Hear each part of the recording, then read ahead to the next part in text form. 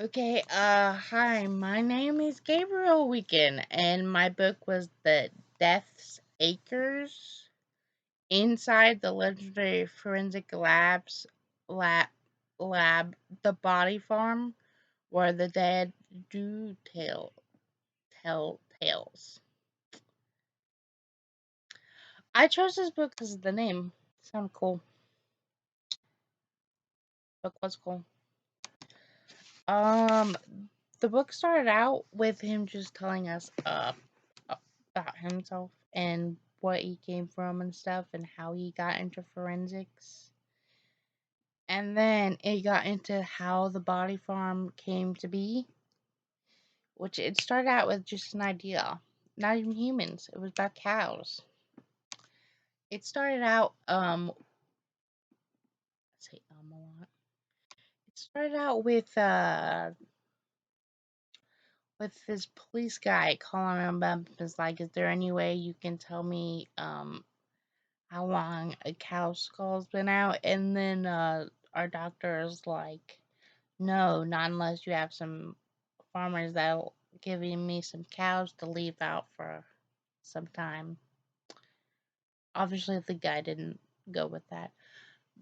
But then he moved to Tennessee and he was working on a case with a body and he had to keep it at the building, which was underneath a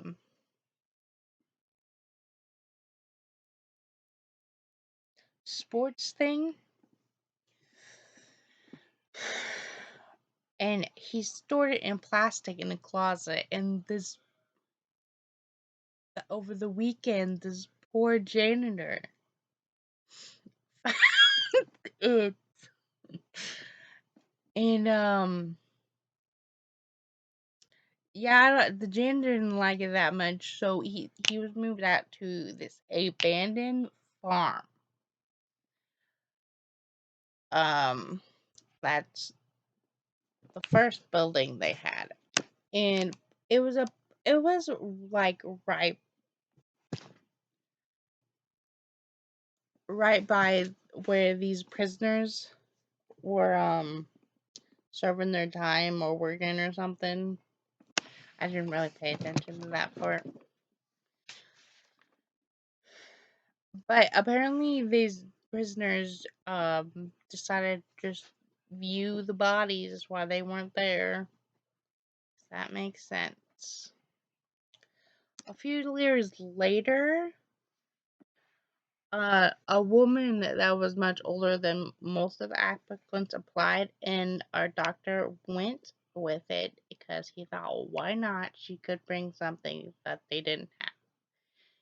Anyway, she blew their minds because she knew that black guys' knees have more room than whites. Isn't that cool? A couple years after that, a dude named Arpad came up with a way to scientifically find time of death, and that just sounds cool. Then he got remarried after his first wife died to his administrative assistant. Isn't that's just cute? It's not his last wife, but it's cute. Um, People tried to get the body farm shut down after they were made like public, like president public. It didn't work, obviously. Those things never work, really. And then in the last chapter, he almost dies. He doesn't, but that was a scare. So I had 5 favorite parts of this whole book. My first favorite part was in chapter 1 when he tells us how he wasn't originally going for anthropology or forensics, but he was studying shrink stuff. And then he just changed it, and I'm sure people thought that was weird, and they were like, "Why would you do that? You're almost done." But he did anyway, and that's just inspirational. And then there was chapter 2, which just talked about the history of Indians. History of anything just kind of pulls me in. And then we jumped to chapter 7, where it talks about the janitor and the prisoners. That poor janitor. And about the prisoners, I wonder what they thought when they first found the bodies. I mean, it had to be a little funny. Okay, and then in chapter 11, it was just interesting that he was trying to find a actual scientific way to find time of death.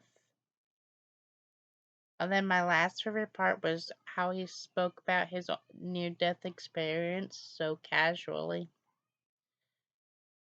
That was game.